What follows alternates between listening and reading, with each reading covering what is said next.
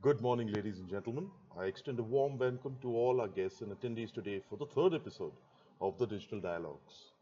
This week's episode is titled From Here to Tomorrow, Inspiring Experience with Future Unified Workspaces. We shall commence the event shortly. We have an interesting set of sessions and dialogues lined up for you today. Please use the chat functionality to ask questions, and a panel of subject matter experts will address them. We would also request you to kindly take a few minutes post the event to fill up the feedback form. Your feedback and recommendations are important to us to enhance future events for you. Let's start. The first session is a business dialogue with Mr. Sachin Gupta, President and Chief Information, Innovation and Digitization Officer at Usha International Limited, and is moderated by Arjun Vishwanathan, Chief Research Officer, Strategy. The segment is titled Transforming Workforce Experiences, Modernization with Simplicity. Good morning and welcome to this episode of the Digital Dialogues with Arjun Vishwanathan. Today we are here to talk about something that's very interesting and very contextual and aptly titled From Here to Tomorrow, Inspiring Experiences with Future Unified Workspaces. And to have a dialogue with me is none other than Sachin Gupta, President and Chief Information and Innovation Officer at Usha International. Sachin, welcome, and it's a real privilege to have you with us, sir. Thank you, Arjun. Good morning, everyone, and nice to be here. Sachin, if I could directly jump into something like this, it has since been about upwards of 65 days that Indian enterprises, the workforce in general, has been in a state of work from home in near perpetuity. Now, as organizations struggle to cope with the dynamically changed environment, the needs of enterprise employees, if you realize, are also undergoing radical changes. Now, enterprise employees are increasingly demanding near hassle-free experiences and contextual authentication, providing streamlined processes, removal of the boundaries of time and space, and really the ability to collaborate and innovate in a seamless fashion. Now, if you were to kind of boil all of this down together, and if you were to be able to peer into the future, Sachin Gupta, what would you say has changed over the last 65 days in mindsets and cultures across organizations as they look towards the future? I wish I could look into the future. Do you think I'd be here talking to you if I could look into the future, Arjun? That is so indeed I true. wish. I wish. I'd be a millionaire by now if I could. I swear, wouldn't we all? It would be nice. But But really, yeah, let's try and answer that question, right? Uh, I think work, and I believe this coming back from Microsoft background and Toyota background, worked in US, Microsoft in India, and then Indian companies, right? Work for Times Group, Havels, and now Usha. true that. I think the culture of work from home existed and was always there. It was just not accepted by a few and was accepted by others as a potential that you can actually work from home, right? Um, in my days in Microsoft, you could work from home if you wanted to. Right? The organization didn't care as long as the work was happening. True that. In other organizations, that culture didn't exist. What this situation has done, uh, and I don't know for good or bad, it's actually forced organizations to get people to work from home so that and there was no other way but to sustain themselves, they had to get people to work from home. So people who did not accept that work from home was a possibility have now accepted that work from home is a possibility, and people could be more productive when they're working from home and vice versa. People in general who didn't believe in that, there were a lot of employees that some of them I know never believed in working from home, now have said that you are actually more productive when you're working from home. True indeed, isn't it? Yeah. Yeah. So, and I have realized in my own self, while I was in Microsoft, I used to work from home at least once or 2 days a week. And I realized the level of stress was down. You were able to achieve more. your thought process was higher. You were able to think more, strategize more. Um, Overall, you were more productive because, and key to that was people don't walk up to you, you're not disturbed, you're able to manage your calendar. But key was at home was that you're able to lock yourself in the room Yeah. and truly treat it as work environment rather than sitting in a living room with a cup of coffee with TV on and then trying to work. That Trying to send never out a worked, couple of right? emails. Yes. so so the so that now the acceptance is there. But I want to point out one thing. This scenario of work from home is not truly work from home scenario. Humans are a social animal, True. right? And need to be able to get out, need to be able to socialize, need to be able to talk to other people. Make eye So contact at be least. and make eye contact, right? So what this has done is uh, not have us. This situation has got us to work from home, but has also locked us down. Right? That lockdown, I think, is not good. We shouldn't take this situation of lockdown and then say work from home, right? Work from home can be a little better than what Yeah, we're what we've facing experienced. No, today. I agree because I think Or, where you're coming right? from, Sachin, is also where you're saying this has been forced on us against our natural will, and therefore, while Correct. one has made it a point to acclimatize to the situation, it's not the brightest or Right. the most conducive way of going about it. Right. Exactly. And I think work from home in true scenario should be that their day in a week or maybe 2 3 days in a month that you really want to get away from the office, sit down, do your thinking part, create the presentation, documentation, um, work that you've not been able to catch up with, and finish. But I also believe that on work from home day, your meeting should be minimized, your call Minimal. should be minimized, right? So you're able to focus on what you need to do rather than just being on the calls and so on and so forth. As far as looking into the future, um, I think our we will get into a new normal, right? Um, Interesting, yeah. and that new normal is going to be where work from home would be acceptable to a lot of companies, right? By and large. I don't know, by and large. I don't know if, like we've heard Twitter say and other organizations in US say that people should work from home for a year, right?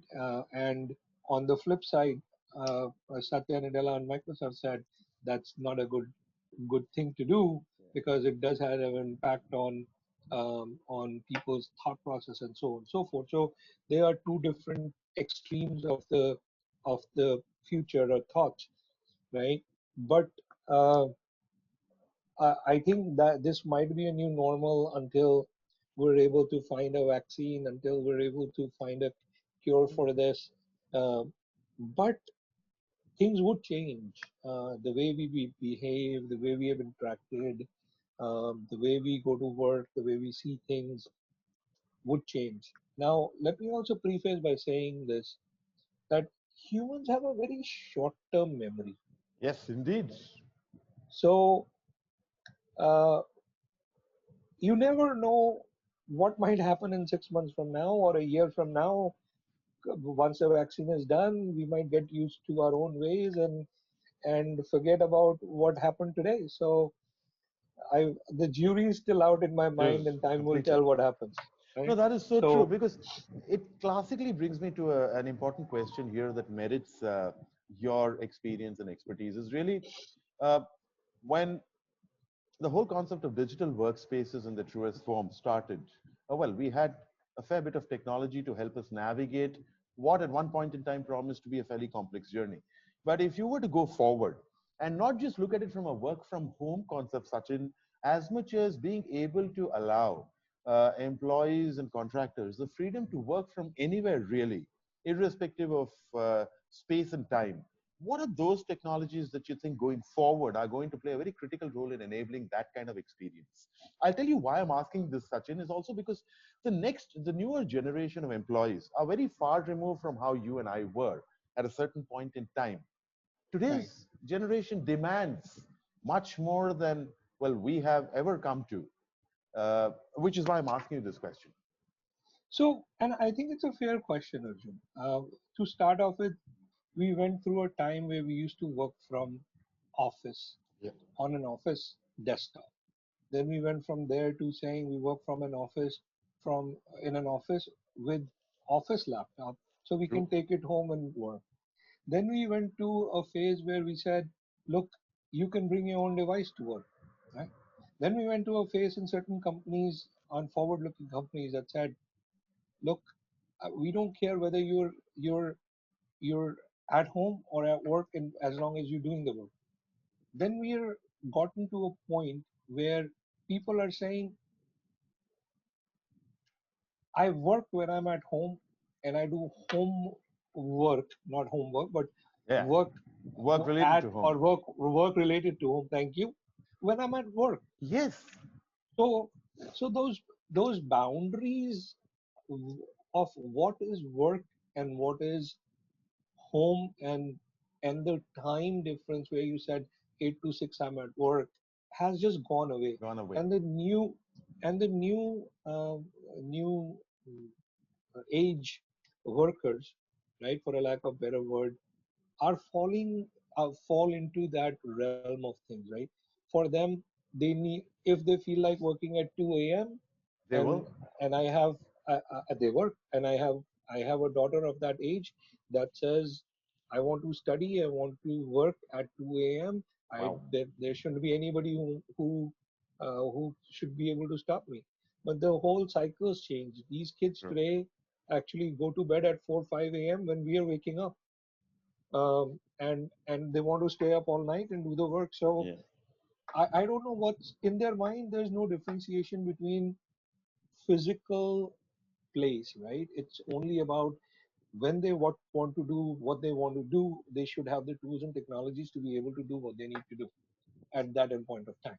So that brings to what you were saying, is we as technologists or CIOs have to be able to provide tools, technologies that will enable people to work anywhere, anytime, on any device per se, True. True. right? And that's where cloud comes in handy. That's where the mobile devices come in handy. Obviously, when you open the world like that, security does become an issue. And I'm sure you and I both have heard enough about how security is becoming an issue Yeah. in Yeah. these times, right? Unprecedented times, Oh yes, fairly and blood the curdling stories. correct. So I think there was a time when you always used to say that I am secured as long as I can educate the people within my network, because I have a control over my network and those people, and as long as I can control their behavior and educate them to do certain things, I am safe, right? That world has completely flipped upside down. Correct. Absolutely, right? Absolutely. So true. So true. Uh, the the amount of arenas and technologies and devices that can cause and contribute to that risk is humongous, right? We're talking about IoT, we're talking about IoT devices, we can talk about our mobile phones, we can talk about our emails, we can talk about whatever else, right? But you can't lock them down. No, you can. It is not acceptable. So you as a CIO have to build this bridge between providing enough flexibility to your employees and also making sure everything is safe and secured, at least your IPR, your data. This is going to become even more important and difficult as the privacy law comes out in India, which might happen shortly. Yes, indeed. So that's going to bring a completely new dimension to it. I've been talking about that So it's going it's going to look. I always say that's what keeps you motivated. That's Yes, what it does indeed. gets you up in the morning, and that's what gets you going. Because it's fun dealing with all these challenges and dealing with all these opportunities is always fun, Oh, and yes, indeed. that's what keeps you going, right? No, but increasingly, as workspaces by themselves evolve, and we start seeing, and Indian enterprises across sectors really start seeing a fair bit of inroads of emerging technologies such as artificial and machine learning, intelligence, Right. automation, really. How do you see all of that coming together with fairly a fair bit of legacy mindsets that people have? And therefore, do you see people's ability to move forward more rapidly, enterprise ability? Oh, So I have worked on both sides of those mindsets. wow, okay. I've worked with in organizations such as Microsoft that are way outward looking and always on the cutting edge of technology and believing in technology, so on and so forth, right? We used to dog food our own products at one time when I was there. So we were actually putting beta products in production at one point. So you're that far ahead, right? And then on the other side, organizations where a lot of people sometimes believe that you have to be in the office to be able to work. But I have realized as I'm looking at digital now, truly for last 6 7 years, and are looking at some digital solutions, which obviously a lot of times have ML and AI pieces of it, or recommendation engine as piece of it, or NLP for that matter. All of these technologies, if you're able to show a value or an ROI to your to the leaders, nobody actually ever will have a question on why do you want to spend the money. There are two things you have to be able to do. A, be able to deliver what you take on, and be able to deliver the value of what you take on. And if you're able to do that, I don't think people have a question. I always say, and let me say it again, that a lot of times we as CIOs or IT heads start thinking that these projects are IT projects, right? And Correct. I see you, I see you smiling, right? Coming from consulting background, we all need to realize none of the projects are IT projects. They're business projects. We're only enablers of those projects. And as long as you have the right business buy-in, I don't think showing a value, demonstrating a value is ever an issue. And I've fallen in that pitfall so many times. Knowing and saying and doing are three different things, and uh, was I still fall in the pitfall and say, oh yeah, we should do that. Let me go do that, and then realize 2 months later that there's an issue. Go ahead. Increasingly, something, a very important question that comes to my mind is I hear you say also, and therefore point to a fact that increasingly the lines between the physical and the digital seem to be blurring predominantly. Right, Now, if right. that were to really be the case, how do you think technology can be positively leveraged to be able to augment the workforce as well as the workspace such that business continuity and viable, sustainable business results aren't impacted? That's a loaded question, Arjun, and I don't know if I'm qualified enough to answer Oh, that you can question. take my word for But it, Sachin. Having known you for as many years as I have, I couldn't think of very many people who could. you're going to get me in trouble. Uh, okay, so let me preface by saying these are completely my personal views, right? Okay, Has nothing to noted. do with the organization I've None worked whatsoever. for, will work for, and I'm currently working for. No, I completely. So, These are your personal views that we wish to kind right? of understand. So I think the jobs with AI, with machine learning. with other newer technologies, quantum computing, so on and so forth, our jobs are going to change. Let me give you an example, Yeah. right? Uh, a- and I used to run Microsoft Consulting Services in 2007, 2006, 7 onwards, right? That's when the advent of cloud computing happened. Yes, that's when the narrative started. Merit narrative started. Even though Hotmail has been doing cloud computing for God knows how long, since before you and I were born, but it's still that was the advent of it. And we learned at that time, and we used to be.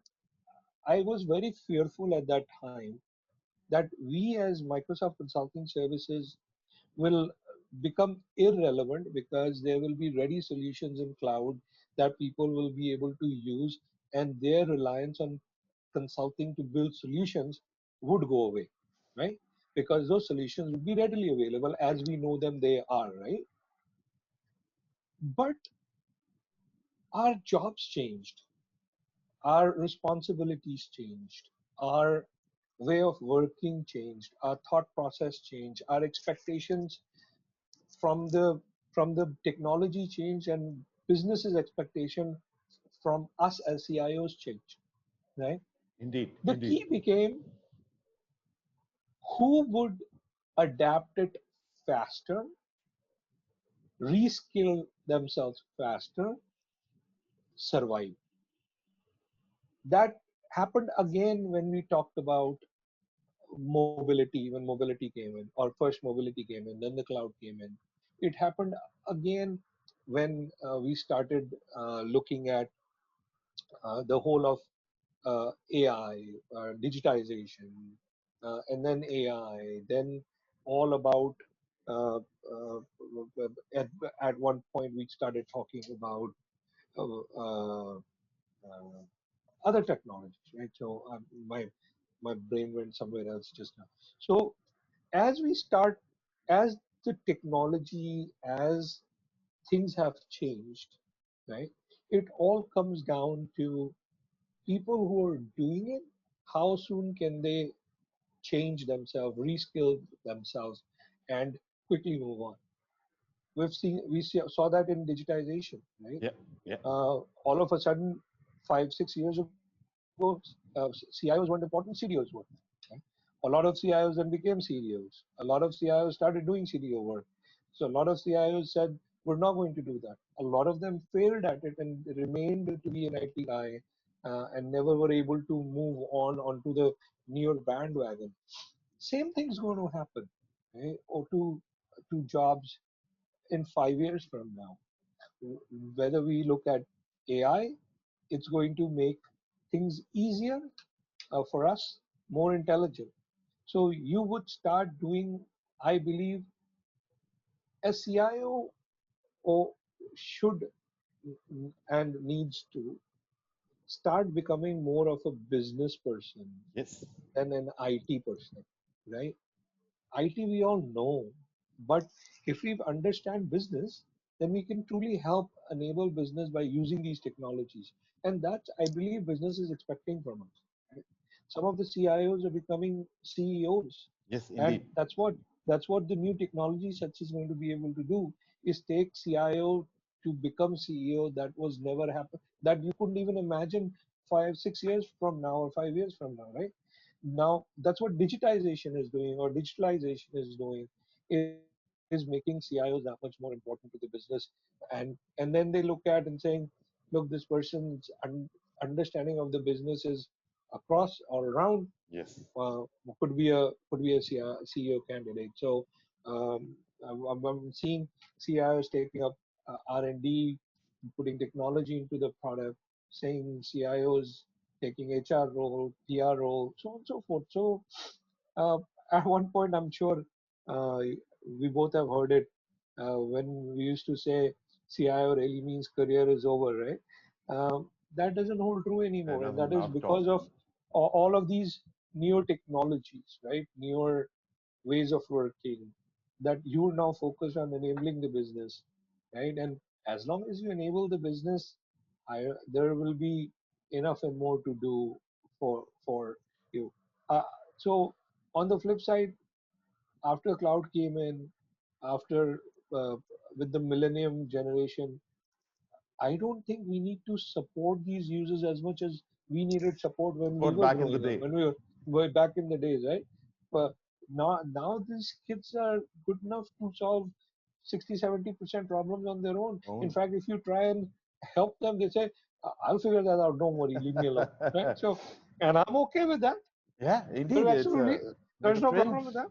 It is a trend that has changed for the good. But Sachin, very Right, importantly, I must ask you, and I specifically wrote down the fact of that you'd mentioned new ways of working. Now, new ways of working, new technologies, new operating models have essentially resulted in one very, very important thing. Through up volumes of data that are fairly mind-boggling. Now, if you realize, if you think about it, a lot of this data obviously resides on cloud orchestrations and architectures, but a lot of them also reside on local machines, which is predominantly your endpoint, my laptop or your workstation, right, as the case may be. right. Now, it's a conundrum, really, isn't it? At one point of time, we are saying the data is going to fuel the next wave of innovation and growth. However, uh, the security implications of having data and as precious as it is in a fairly haphazard manner is also slightly quirky. How do these kind of come together in your view, sir? So let me be honest here, right? That is a problem that has been there for donkey years and will always be there. I don't think you can fight this anymore, right? The smarter your employees become, more you have to trust that they understand that, and you go and talk to them and get them to understand. What I have done always, and I've said to people, anything that's not in the cloud or on the servers is now my responsibility. Uh, You lose it, you lose it. I'm not going to go spend the money in recovering that data, right? So you want you want to make sure you have this data available, put it up on the cloud. I also go back and explain the benefit of clouds, that if your device breaks, right, you can take the other one, and within half an hour you're up and running you're up without and any running. loss of, right? So people, I think, understand that. The other thing that I have started to talk to people about is, when you put the data in the cloud, you become not free of ransomware scare, but to a certain extent you are, right? Because the multiple copies of your data that is maintained in the cloud, so uh, and at different locations, so that you're able to recover most of it, right? In that. The the other thing you can do is, and that I've been doing over a period of time, is you take the laptops and encrypt that data. Right? So you, regardless of whether that data gets lost or not lost, it is your responsibility to to maintain the privacy of that data. And like I was talking about, with the new privacy laws, it'll become even more important to encrypt that data, right? So nobody else can get access to it. So uh, those are the things you do. I think predominantly, you take the data, you ask people to move it to the cloud. They can keep a copy of it on their laptops, so it's readily available, and then you just go ahead and encrypt it. What you do is, then you're able to take that data from the cloud and be able to then dump it into a data lake or a data warehouse or Sure. whatever, and then be able to run And all your start making analysis sense out of it. and start making sense out of it.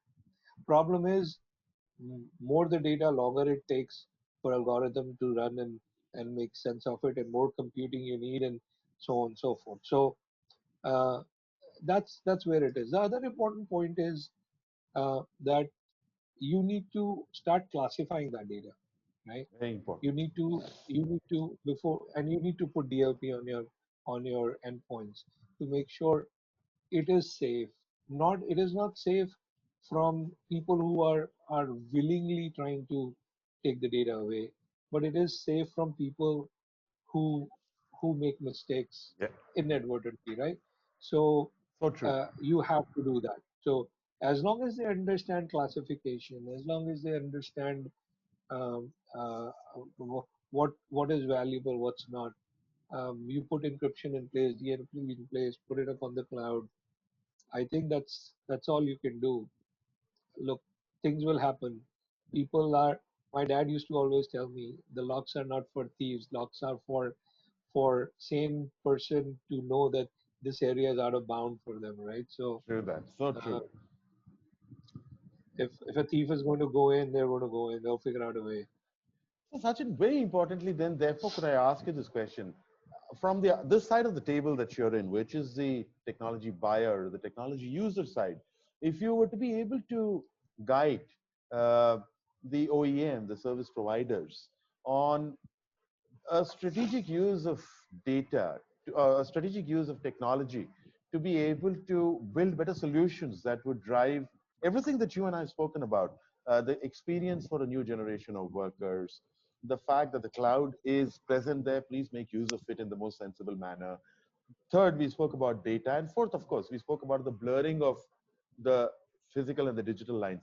What essential guidance would you have for technology suppliers in terms of the innovation that they must bring to the table for you to be able to drive a new method of working, a new future modern enterprise? I so I don't think this what I'm going to say uh, is only limited to new modern enterprise, right?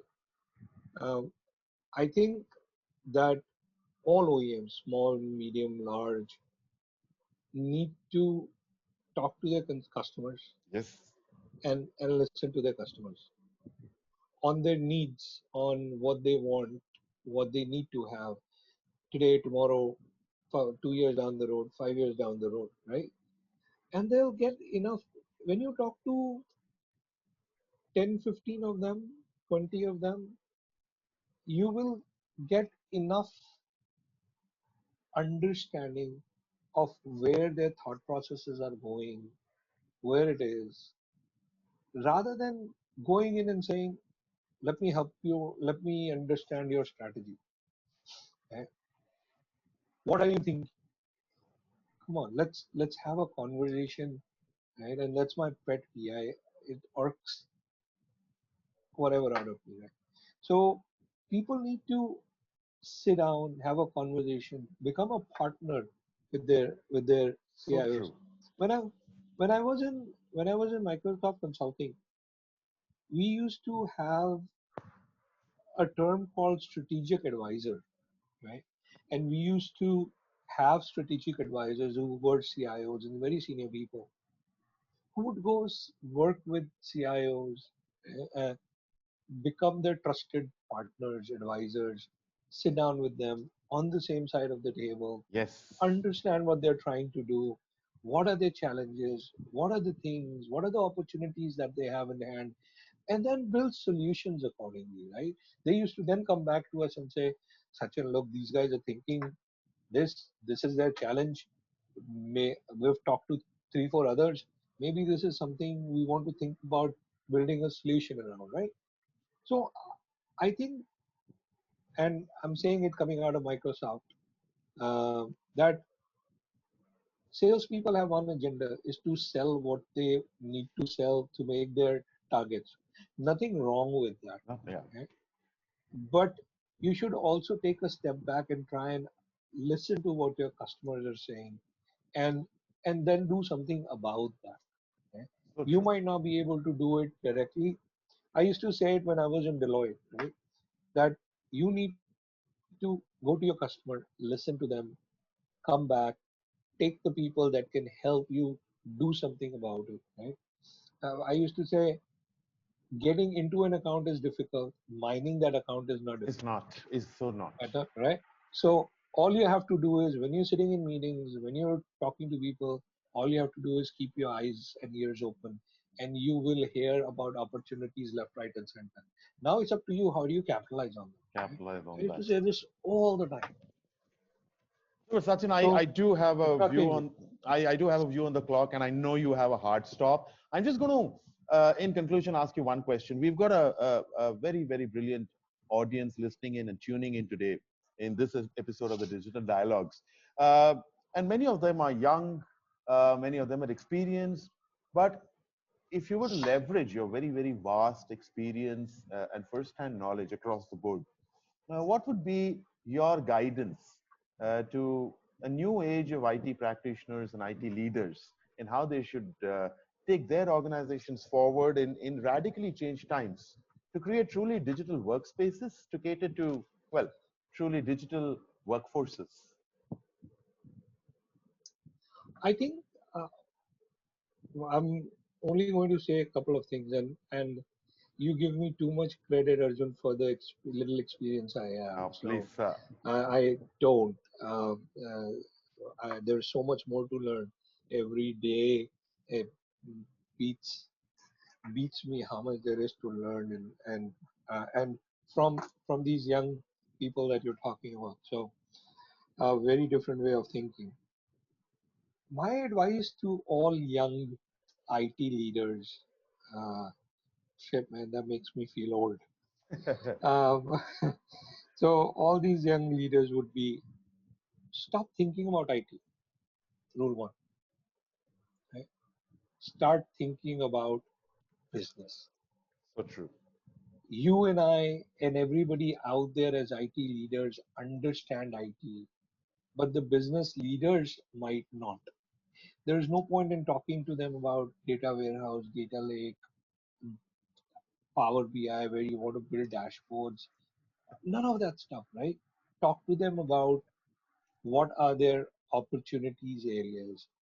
How can you help build a solution for them that is going to be able to take them forward, make them successful, right?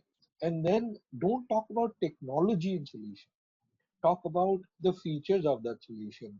What are the things that they would need in that solution to make their people successful, right? So true. And and in that listing is that bigger art than Yeah. anything else. Indeed.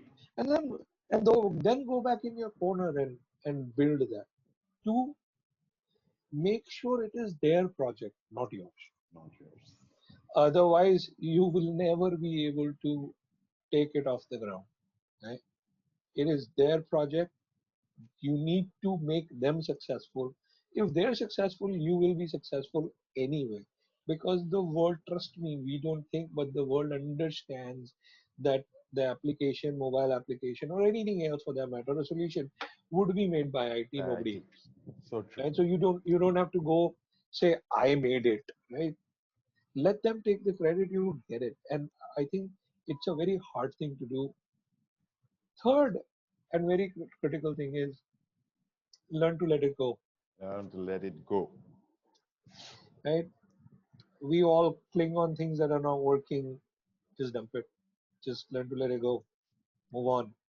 And uh, learn from the mistake and move on. And move It on. happens all the time. And move There's on. always Right? a new tomorrow. Right?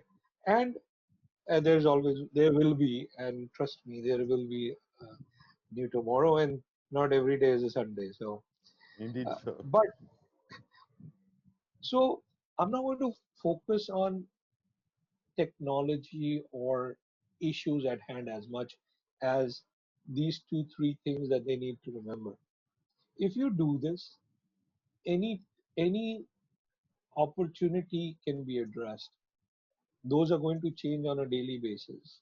There will be curveballs that are going to come at you that you would never expect, like what just we went through 60 days ago, right? Yeah, indeed. There will be, next time you wake up, there will be the privacy uh, uh, laws would come in, and then the Come in. whole world will have to change. Right? We've gone through with GST, we've gone through with hundreds of other things, right? So don't be scared of challenges or opportunities that come your way. Right? Uh, Understand what those issues are and create a solution. Whether you create it, you buy it, and implement it, that will overcome and overcome and let the Fundamentally business be in thrive. problem solving mode, not in technology mode. But isn't that what we're supposed to do? That's precisely what we are. And I think, and we, of course, we've known each other. I have equally said it strongly and acquiesced each time that you have made that point as impactfully as you did. But I think both of us realize it is also a change of culture, a change of mindset that I perhaps needs to change, and for the Right. better, and the sooner the faster. But Sachin, I do have a view on the clock. We are exactly there. I would personally, I'm extremely grateful you could make time out today and join us. I'm sure the Sure. audience is much the better for having heard your views. Yeah. Ladies and gentlemen, that was Sachin Gupta, President, Chief Information and Innovation Officer at Usha International in Digital Dialogues with me, Arjun Vishwanathan. Stay tuned for the next segment, and we'll be back very shortly. Thank you so very much. Thanks, everyone. Thanks for your time. Thanks, Arjun, for having me. Thank you so much, sir. It's an absolute privilege. Take care. Thank you, Mr. Gupta, for your candid views and for sharing your experiences around architecting viable business outcomes. The next session is titled Working from Anywhere, Inspiring Experience for Tomorrow's Workforce, moderated by Arjun Vishwanathan. The panelists are Bob Batchelor, Director Solutions Technologies at Dead Technologies, who joins us all the way from Singapore, Saji Kumar, Director M&A Alliances, Microsoft, and Manish Modi, Industry Technical Specialist, End Computing Solutions, Intel India.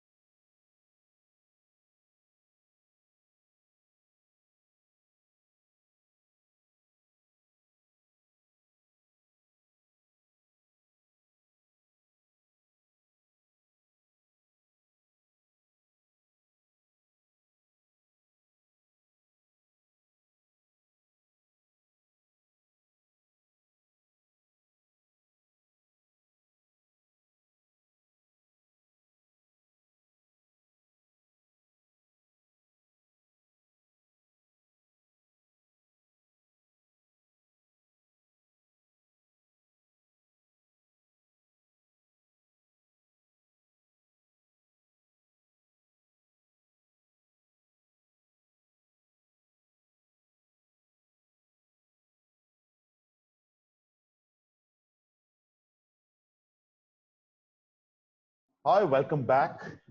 I am Arjun Vishwanathan, and you are in segment two of the Digital Dialogues with Arjun Vishwanathan.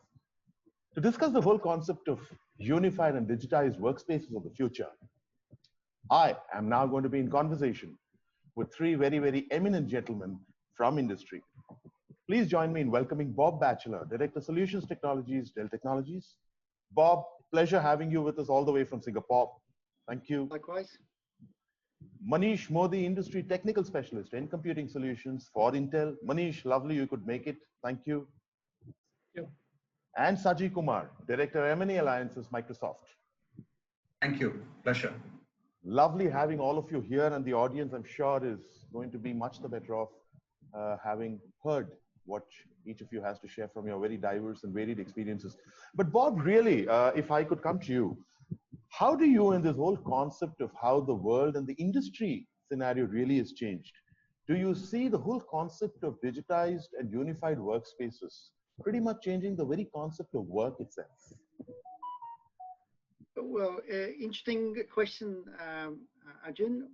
First thing is we've noticed is just once we've got over the wave of having people working from home, is how to really optimize the productivity. So this is one of the number one things that we've been focusing on. And what we did notice is the reliance on making sure the employees' well-being is also an important factor. Simple little things about amount of time they spend sitting at a table or a desk, what type of chair they have. But going back to the productivity aspect, one of the things we've actually really focused in on is making sure that when the employee is working from home, that they still consider that they're being they're valuable, that their contribution is being recognized. So from that workspace area, there's a lot of we actually do online with just communications and chat, not so much email, but just keeping in contact as if you were in the environment, in an office environment, instead of walking past and saying hello, maybe just a message to say, hey, how are you going? So we see that as being a major contribution to this kind of unified workspace, and that is only available because of the technology we have in place today and the connectivity with the internet.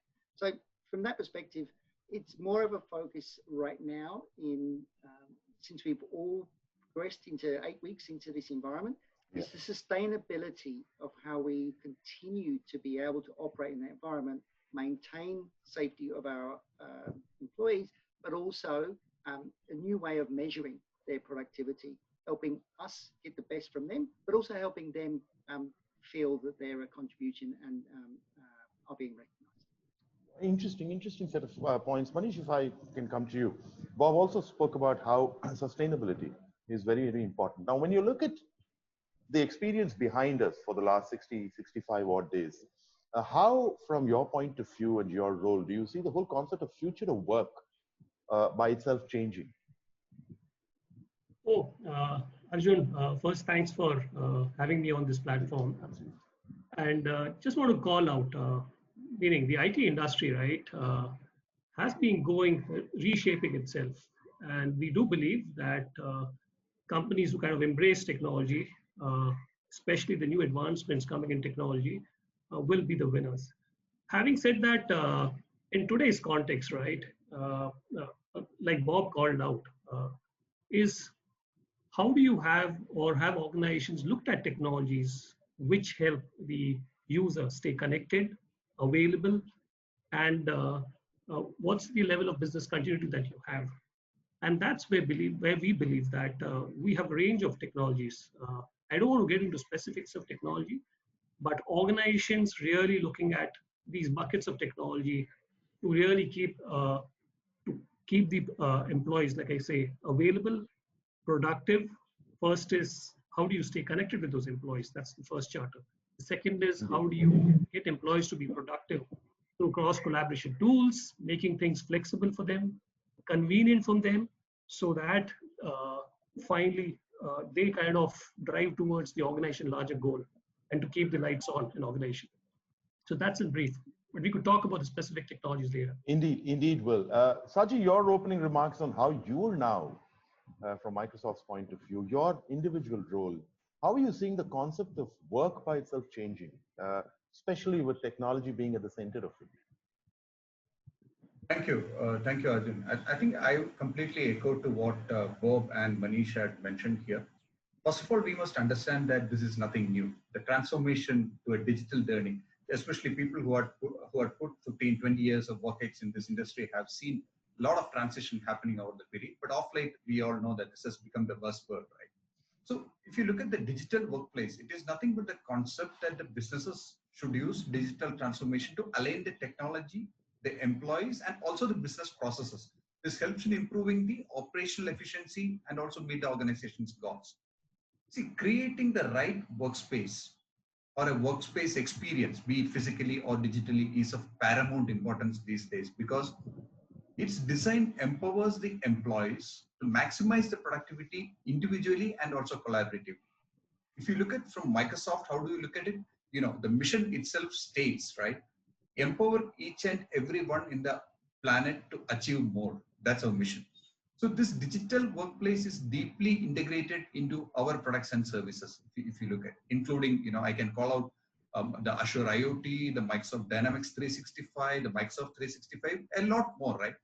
It helps improve the productivity, creates efficiency in the system, enables accessibility, and also eliminates a lot of frictions which can come across. That's how we see the whole future of work. Therefore, Saji, if I could speak with you, I must ask you a question today that I think is on every tech user's mind, every organization's mind, is with the increased use of technology, how do folks such as yourselves help drive incremental business outcomes?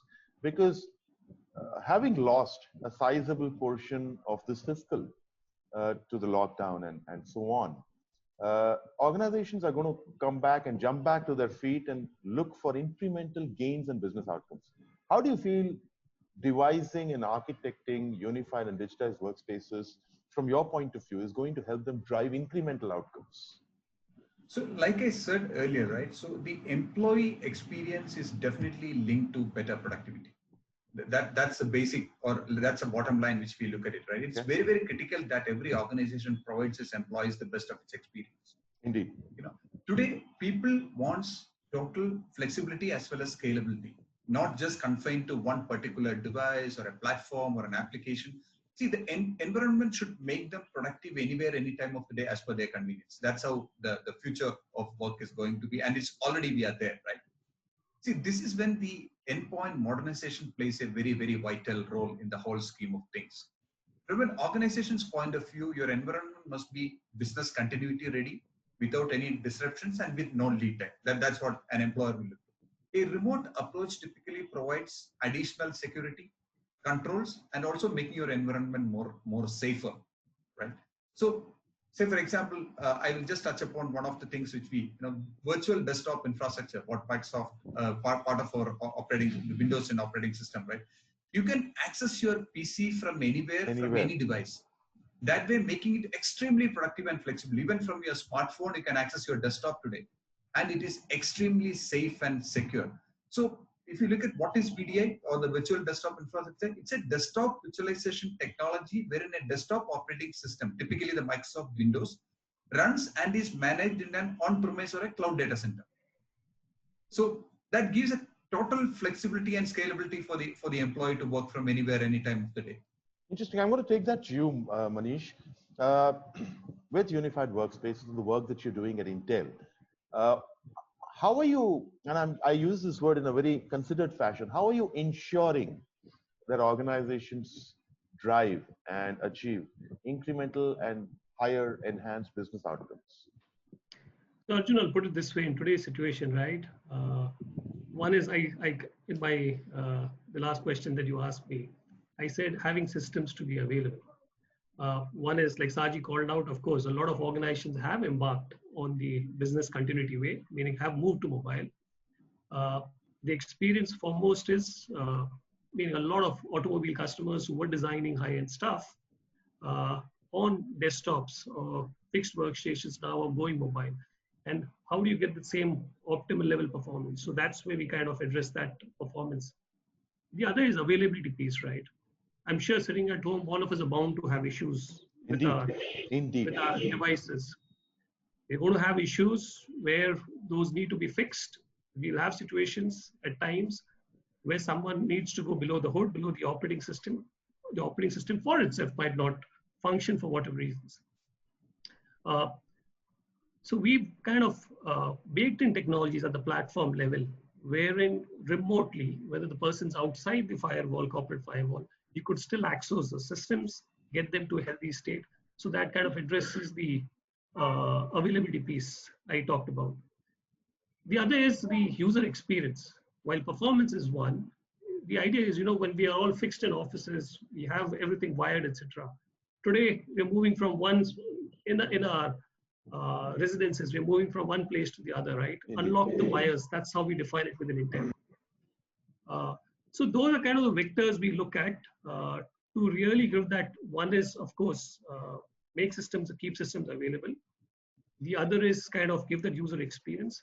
And the third pillar, which Saji kind of talked about, is in today's digital world, right? You want everything to be secure. And we on our part, meaning while our partners kind of work above the operating system, we kind of bake in a lot of security features at the hardware level, so that things are a lot more secure and user is always connected. So a few vectors I just want to call. Interesting. Bob, I come to you now.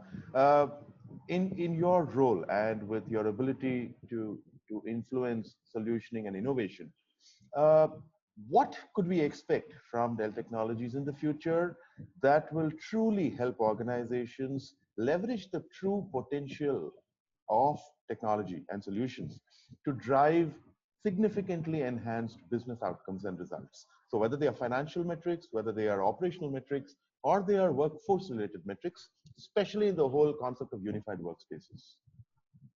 Oh, well, just to follow on what Manish and Saji were saying, I think if you consider the way the digital workspace can be delivered as more as a utility, so if you think of being able just to access electricity. If you switch on a light, the light comes on. If you turn the tap, the water comes on. You should be able to just open any device and have access to your applications and workload. So one thing I will highlight, Sajid mentioned about VDI, virtual desktop infrastructure. So I think the capability of being able to deliver that digital workspace to any device like utility is really important. But as Manish said, productivity and performance is also something to consider. So I'll give you a quick example. We were able to assist a company that had a number of developers that were global and all traveling to a central location because the developing work they were doing was highly classified and didn't actually belong to the company. It was licensed to other companies. So they had extremely high penalties if any of that data was lost or stolen. So from that perspective, it was a lockdown type of environment. Now how in a pandemic do you have your people who had to travel back home able to do their work? Well, the only way we were able to do that is to deliver that digital workspace on a virtual desktop infrastructure, which allowed them to access whatever they needed to, run all the rendering at the data center, but be able to 100% secure that. So there was no capability to extract any of that data or copy any of it or manipulate it without it being in the data center. So this is a prime example of using technology to address an issue, giving that utility type of computing using VDI. But I also think the aspect of that now gives us the capability to consider that sustainability. I don't believe any of those developers will ever have to travel back to that location now. All of them will be able to conduct business from that remote location because of the solution we put in place, driven by the COVID-19 outbreak, but being able to address that with things like VDI. Bob, which brings me to a question that I think I echo the audience in this is, we understand that unifying and digitizing workspaces do bring in excellent results. Are you from Dell Technologies today able to measure the incremental productivities or the efficiencies that organizations could get in a measurable manner if they were to unify and digitize workspaces? So it's an ongoing process. We are currently in the process of looking at new metrics and how we do that. And in fact, to be honest with you, it's been quite pleasing. We're actually having to tell employees to work less. I mean, I'm not kidding. We're actually saying you have to have a start and a stop. We're finding a lot more productivity, but the bonus there is that people are being able to take chunks out of their day to do other things, particularly working home environment. But everything is completed within that day. Now, how do you come up with a metric? Now, that's what we need to figure out. Is the work done? Yes. Are our customers happy? Are all expectations met? Yes. But you've also got to look at things like numbers. What is the revenue generated? What is the margin? How many of a particular device is constructed or whatever it is. So there's those type of metrics we still have, but there's some other soft ones there we need to build into these KPIs now. Interesting, interesting. Manish, if I may come to you, another stark reality that we are kind of facing today is the fact that a lot of jobs, roles, profiles, and skills as we know today may perhaps not exist tomorrow, because tomorrow may require and mandate a new set of skills. How do you at Intel kind of bring yourself to a position of being able to foresee that and therefore architect and design your solutions towards addressing skills, experiences in the future for a workforce that is going to enter in about 5 or 10 years from now? Yeah, so Arjun, the question really requires a long answer, but I'll try to I'll kind of try to address it on two spectrums. One is, if you look at it on the edge side, right, there's a major transformation. I guess consumerization of IT has been happening for quite some time. The user experience, etc. The demands of users also are changing. So in terms of form factors, making sleeker form factors, etc., in making device which are more flexible today, we're kind of doing that. That's one piece. Now, the question you asked me and the other one is we talked about, right? The users should be able to work from anywhere. And like Bob and Saji also talked about, right? The data center side, technology is available. Now, in terms of what we are doing, right, for the workforce of tomorrow, we do understand, we do see a lot of stuff would be data driven. In fact, that's one of the way we kind of transforming ourselves from a Indeed. PC centric company to a data centric company organization. And the whole approach has been to really, we're still going to be the building block providers like we are today. And even for the data centric world, right, whether it's going to be AI, ML modules, or the others, whatever IoTG compute models which evolve, uh, in terms of resources, what we've gone around doing is we've gone around building skill sets with the industry, embarking with the industry, getting skilling workforces also, partnering with the governments, etc. So one is we do realize both from an internal workforce, we kind of skill. The other is also partner with the ecosystem, the government bodies to kind of skill the workforce to kind of meet these demands of tomorrow. So that's in brief what you're doing. Interesting, interesting. Saji, if I may come to you, and I do have a view on the clock, is really similar to what I asked Manish, was from Microsoft's perspective, how are you addressing potential challenges, potential requirements, potential needs of the workforce of tomorrow, using today as the baseline with unified workspaces? I think, like the saying goes, the only constant thing here is change, right? So, firstly, you need to understand and digest this as a part of your overall growth strategy, how important this transformation journey is for your growth, right? Because today, if you look at the modern workplace shift towards the digital innovation and employee expectations also continue to change, right? Those companies that don't embrace this transformation in the workplace definitely see a risk of slipping in the competitive marketplace, right? So it's very, very important here.